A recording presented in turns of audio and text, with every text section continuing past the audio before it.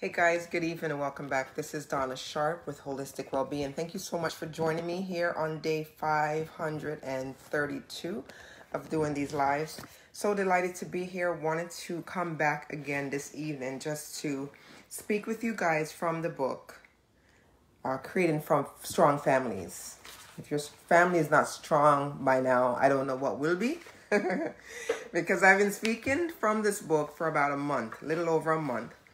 And it might be a little bit longer than that, actually. So, spoke on many different subjects. This is as it pertains to your children and how to curtail a relationship with your children, especially while COVID was going on. I just decided that this was a great thing to do because so many family members and also friends, but we're speaking on family members, don't necessarily know enough about each other. So, I've been sharing a lot of good excerpts from this book by Linda and Richard Airy. They spoke on many things, from how to teach your children how to manage your bank account and their finances, to how to establish relationship in the household. So we touched on many subjects from this book. So there is a lot of things in the library of the lives that I've done that you can actually go back and hit replay. And just keep in mind that I typically title all of them, so there's no question as to what something was about. All right. So I am your holistic and wellness coach. Thank you so much for joining me this evening. And the purpose of my particular journey is to teach individuals how to cultivate a life of whole living, holistic whole living. You know, it's not just a cookie cutter approach. A lot of people think that they can just lose a couple of pounds and then they're automatically the healthiest person in the world, right? Or they think that they can just go out and take a couple of breath works and breathe in, breathe out, and that's it. Not understanding what the background is behind all of this, all right? So that's where I come in as far as my expertise. Been living this life for over 40 years, all right? So it's not just, this hasn't just been a yesterday thing for me. It's not something I can just tell you, turn on the switch and here you go. You're going to lose this much weight. You're going to eat healthy this time. And you're going to learn how to transform your mind in 2-3 days or a week. That's just not how it works. So I'm not that kind of a coach. I am a transformational wellness coach. And that's what I teach you is when you start from point A, how do you get to point Z and be consistent about it and disciplined about it to still stay on track, yet achieving the results that you're looking for. All right. So what I'm going to speak about tonight, and you will see that during my journey, I don't necessarily stick on food or I don't stick on physical, because for me, there's a lot more a lot of important items that just makes up the example that I can give you is if you have a recipe and you're trying to cook something, right? It requires a lot of different ingredients, all right? So for me, a lot of times what I observe of people is that the whole recipe that they have, they often try to leave things out of the recipe, all right, some of those ingredients, and they expect the same results.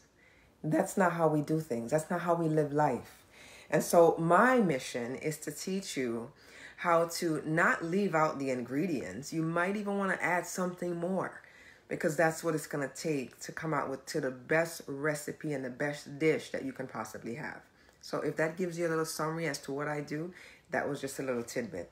So tonight what I want to speak with you guys on is, this topic is called 3 daily priorities. We spoke the last 2 days on journals, letter writing, poetry, and reading out loud. And I told you the benefits of that when it comes to your children. Now remember, when I speak of children, I'm not necessarily speaking of just teenagers or adolescents or babies. It comes from different angles. So it depends on the topic, how you will actually approach it based on the content that you're trying to share with them. Obviously, a 5-year-old is not going to understand the same thing you're teaching your teenager. But it doesn't mean that the topic should be avoided, because it's something that they will encounter as they get older. As they go, every year they get older, they're going to eventually come across it. So it's better to teach it at some point. Sometimes they may be too young to learn that particular topic at the given time. So you might want to wait a little bit later, right? So that when you do teach it, it doesn't go in one ear and come out the next. Or they look at you and just tilt their head because they have no clue as to what you're speaking about. What I will tell you is that what I find very, very interesting, and it's very sad actually, I see so many adults, all right, that still don't have it. And when I say it, I mean the understanding, the knowledge, the retention of certain things, the common sense. There is things that adults don't have. So how are we going to teach our children? So it doesn't hurt, adults, to step back a few steps, to be able to step a couple steps forward and brush up on those areas that we actually need assistance on, because we can't teach our children something we don't know. There's actually individuals that don't know what they don't know. You know, as throughout life, there was a time when I would tilt my head and I said to myself, why is it that they're doing that? That just don't make any good sense. And then I have to step back and say, you know what? Maybe they just don't understand. Maybe they just don't understand. So I try not to be naive to the point, right, that some people typically just need some extra guidance. Now, as long as they're willing and open to learn and receive and they're objective, then the guidance will come very easily. When they retaliate, when they're defensive, and when they push back, that's when the learning process takes much longer. All right? So I say all that to say, if you didn't get a chance to read my post today, just take a look at my post and you'll get a better idea. All right, so today I'm going to speak very shortly on 3 daily priorities. And I typically explain the attributes that it covers from this book. And what it covers in this section, this particular section, is marriage, responsibility, and guidance. Marriage, responsibility, and guidance. All right. So a Gallup poll showed that when asked for their most difficult personal challenge, most Americans named finding balance between work, family, and personal needs than any other concerns. Often work takes so much time and energy that there is little of either left for family or for personal needs. And we're left feeling guilty or unfulfilled or both. So work, family, and personal needs. How do you balance all of those things? How do you get items done on those lists and not necessarily leave anything out? Because remember, you leave anything out, someone's going to be left unattended, whether it's someone at work or someone in your family, right? Or some personal need of yours that you've been trying to deal with because you know it's of importance.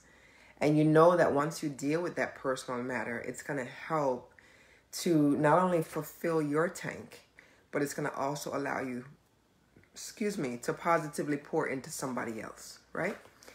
So balance is not really a question of giving equal time to each facet of life. Hi, Mr. Ted. Good evening. How are you?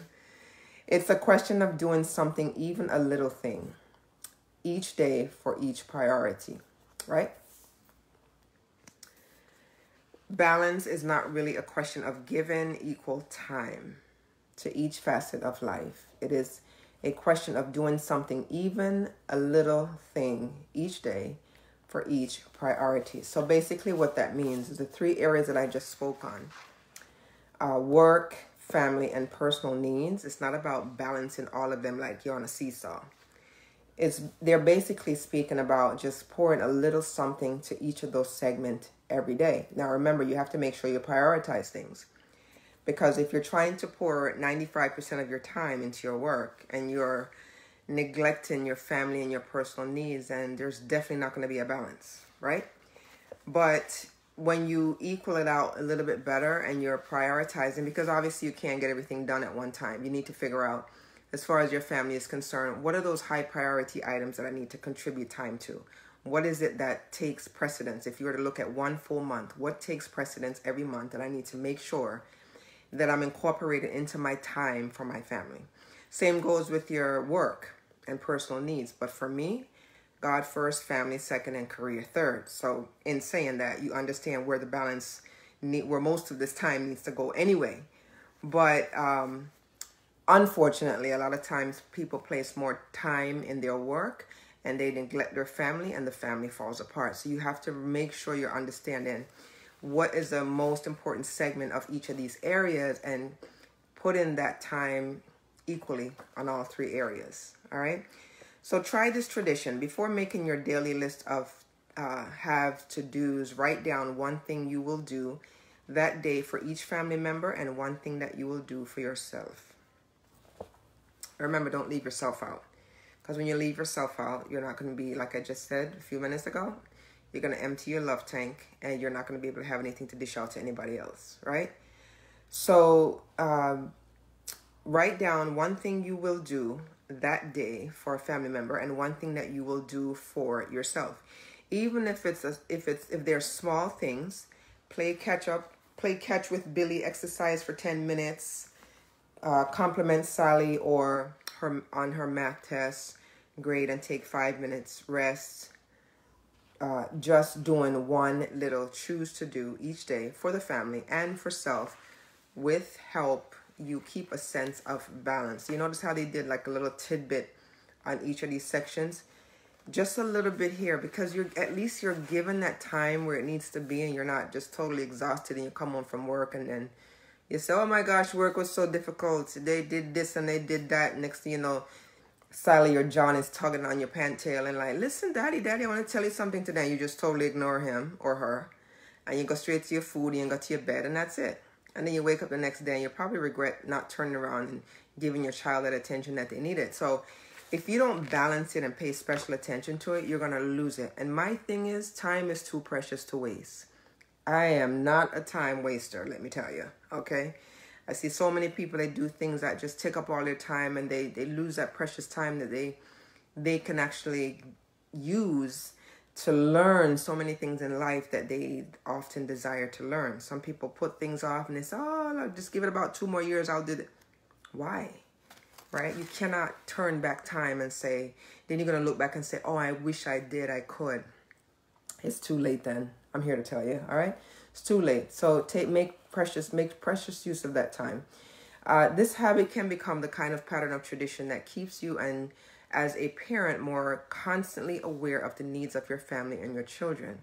It can also create in you a balance and a sense of peace that will increase your patience with your children. So remember, if you are somebody that have a big family, some people have larger families, they have 10, 9 children, some have 3, some have 2.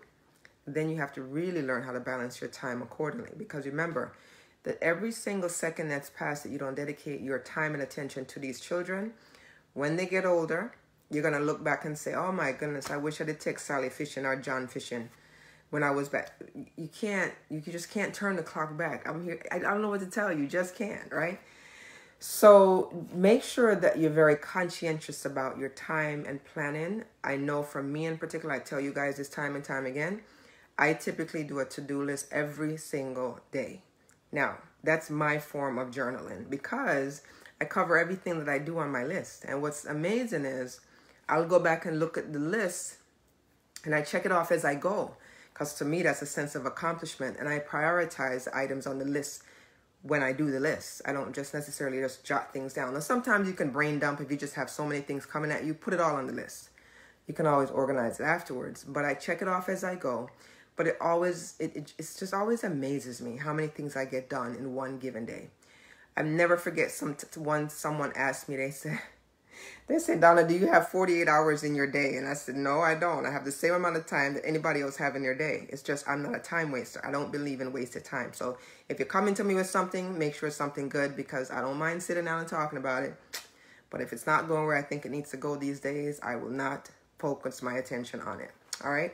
So try the to-do list. See how that works. Prioritize those things that are most important to you first. Remember the attributes that this section 3 daily priorities covers, focuses on is marriage, responsibility, and guidance. And you can see how that all works, how that ties into family, work, and your personal self, right?